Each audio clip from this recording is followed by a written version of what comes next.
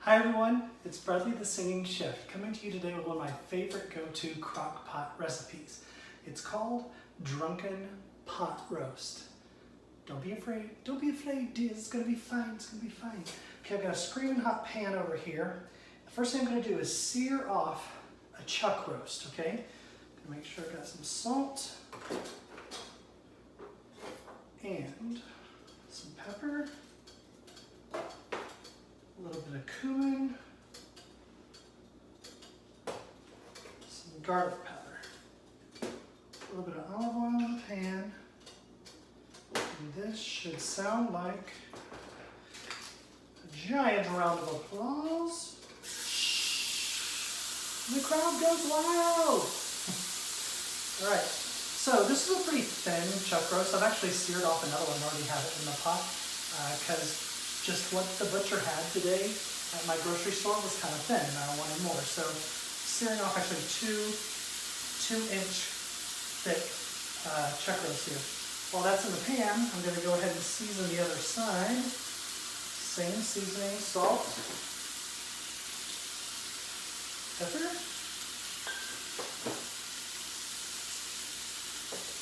some ground cumin, and a little dash of garlic salt.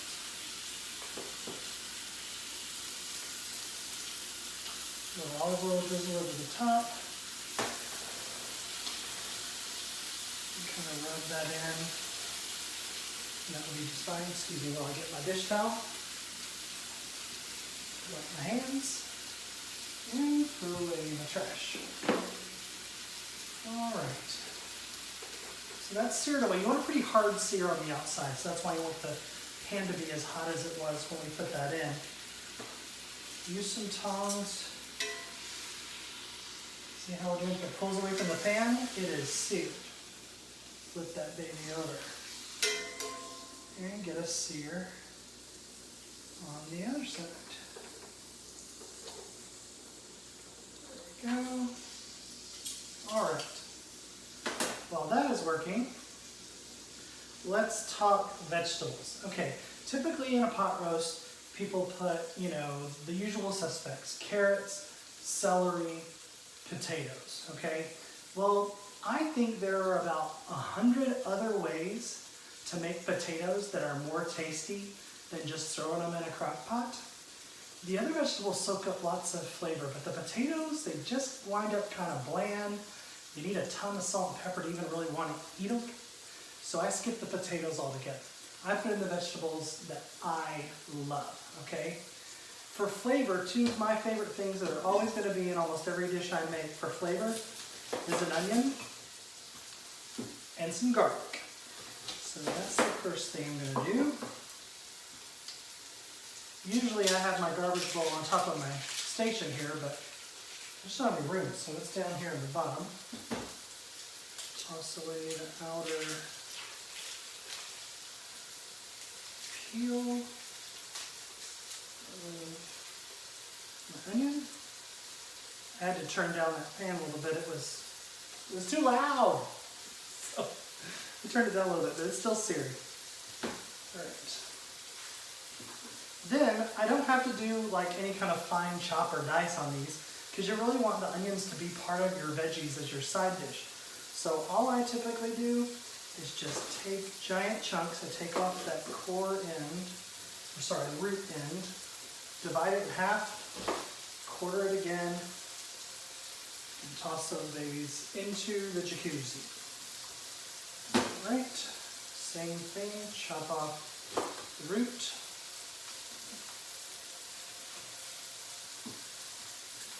Half. That's kind of big, so I'm going to third it. And toss that all around. How's my sear doing? Oh yeah. Good.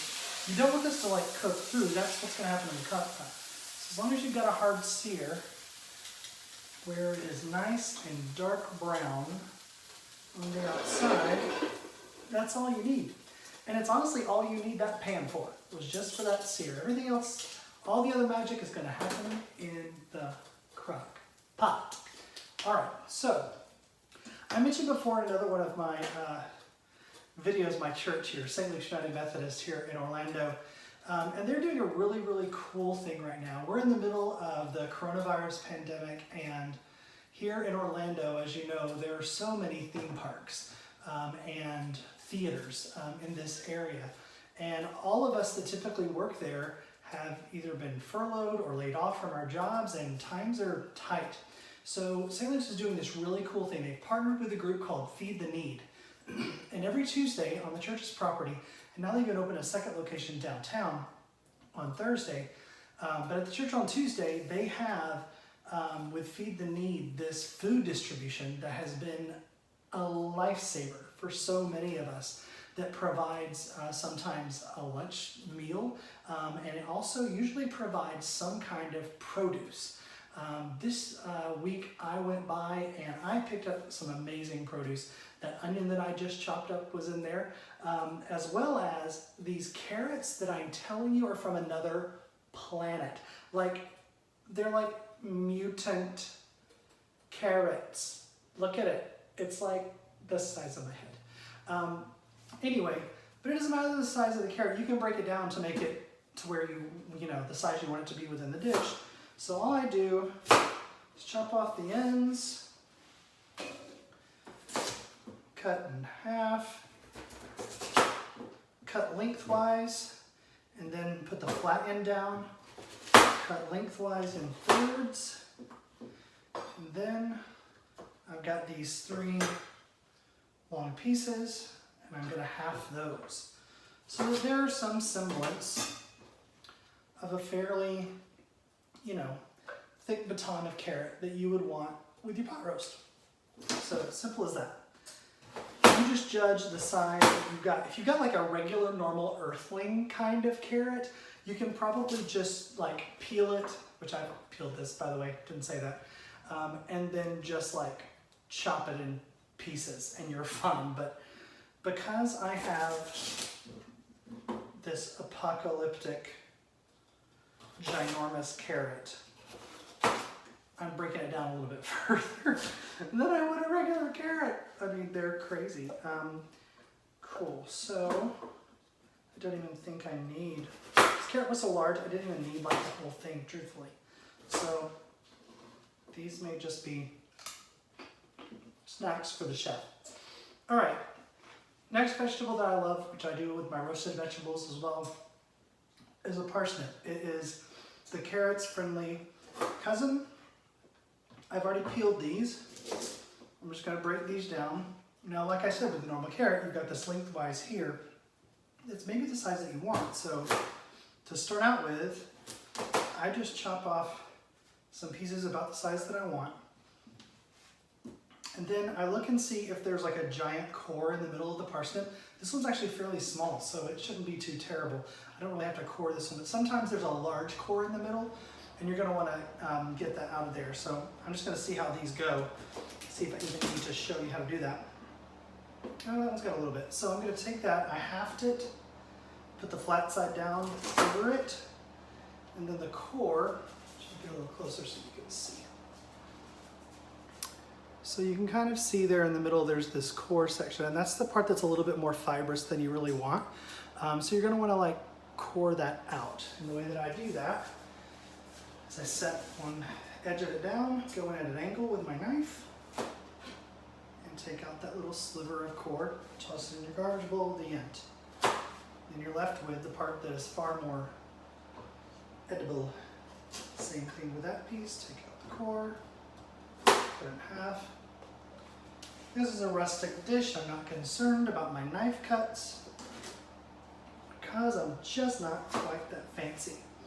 Like I said before, I use the term chef and singing chef very lightly. I mean, I'm a home cook, and singing chef sounded better than singing home cook. So Bradley the singing chef it is. All right, 1 parsnip. The other vegetable, while I'm breaking this other parsnip down, that I'm going to use, which is typical, is celery. That's like the simplest thing in the world to chop up. So I'll get to that in just a second. Once I've broken down this parsnip, this one has quite a bit more core. Go in at an angle, grab that core, choppity chop. Go in at an angle, chop, chop, and it goes. That's gone. Great. Go over my snack pile. Okay, celery stalks, once you've washed them, chopped off the ends, I mean really all you need to do is break it down into batons. If you get down to the end and the end is too big, just half it. Celery into the pool. Now, for convenience sake, I've taken the pot out of the actual crock pot device just for space sake. I'm not actually going to crock pot here. I'll move it to my countertop in a little. If you're wondering, that's not cooking anything, you're correct, and that's okay, because it's going to overnight, which is the joy of this recipe, is that you wake up the next morning and your house smells like pot roast yumminess. Okay, last veggie. It's actually a fungi. These are baby bellow mushrooms, baby portobellos, and I love mushrooms. They don't love me because I'm actually allergic to mold and fungus, and so they don't love me, but I like them enough. I eat them all the time anyway, and I just like pop Zyrtec like it's Skittles. So anyway, I've taken these baby bellows and I've washed them. Now when I say wash them, these are fragile. They are fragile and delicate. So what you want to do is take a paper towel and just a little bit of water on it to dampen the paper towel, and you're going to lightly scrub any dirt remnants that might be on these mushrooms. If you soak these in water, they are going to firm up on you and they will not be nearly as tasty. So take the time, it is worth it to give them a little TLC, because mushrooms are bougie and fragile and they need some help. So yeah. All right, so now that I've done that, those all go into my crock pot on top of all the veggies and the meat. Great. Now I'm gonna put a pretty big pinch of salt and pepper, because there's a lot of food in there to season.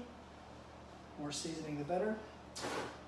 All right, last 2 things going in the pool would be the garlic I promised earlier. So I've got like 4 or 5 cloves. All you have to do is peel them. You don't really even have to slice them. Just smash them, peel them, toss them in various locations of the jacuzzi so that everybody gets some equal garlic love in the pool. Let me go over there. Last, no, I lied. I have one more. Hiding. Because it's a wee bit of garlic. All right. Last clove in the pool. Garbage, garbage. Now I created a garbage bowl because I removed my mushrooms. All right, so all that is in the crock pot. All right, now I called this Drunken pot roast because it's about to get drunk. I'm just kidding. You're not going to worry about any alcohol content getting to inebriate you in any way. You can drive safely after eating this dish, I promise you. We are going to put in our jacuzzi water, but our jacuzzi water is an entire bottle of a red wine of your choice. Cheers. This is a red blend that I'm using. I would pick something that you enjoy drinking, because all of these veggies and all of the pot roast are gonna drink it too.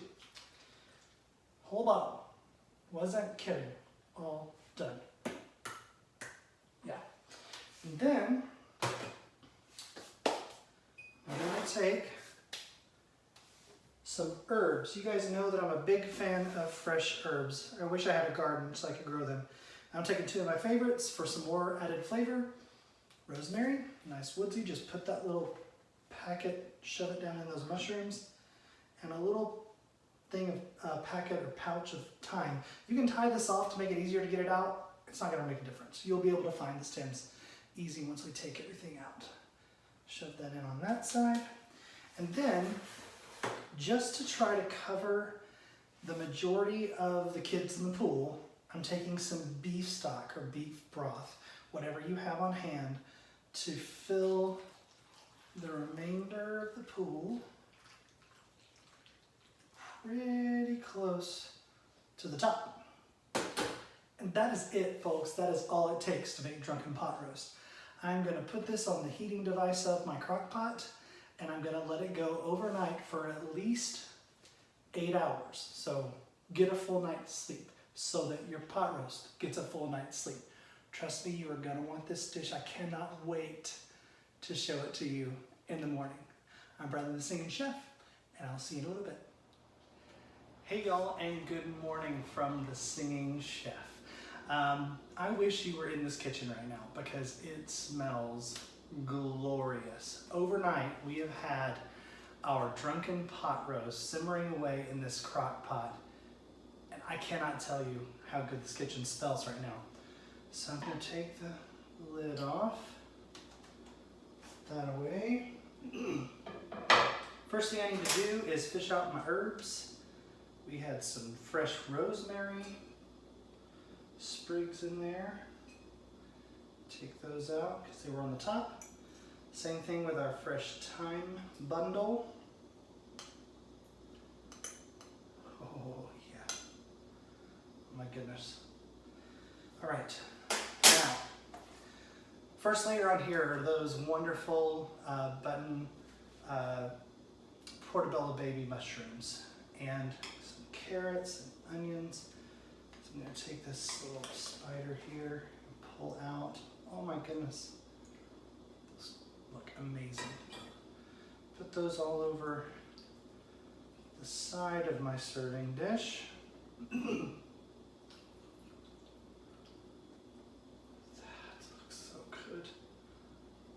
Oh my goodness. Yes. All right. Now for the main event. Going in with the largest spatula I own to try to get as much of this drunken pot roast out at the same time as I can, but I know it's gonna just fall apart. So let's see how we do. Oh yeah, it's totally falling apart, which is fine. Look at that. Woo! Oh my goodness. That looks amazing. I promise I'm going to give you a close-up in just a second. You guys. Oh my goodness. Okay. And there's still more veggies in there. So I'm gonna get those into the serving dish. Oh my gosh, there's so many, but that's a good thing. All right, guys. I gotta show this to you. You're not even ready. Look at that. I mean, that is a feast. Yes, okay. Now, made a little mess. I've got to at least try a little bit of this roast. Get my favorite mushroom, a carrot, maybe a parsnip, Let's see what we got.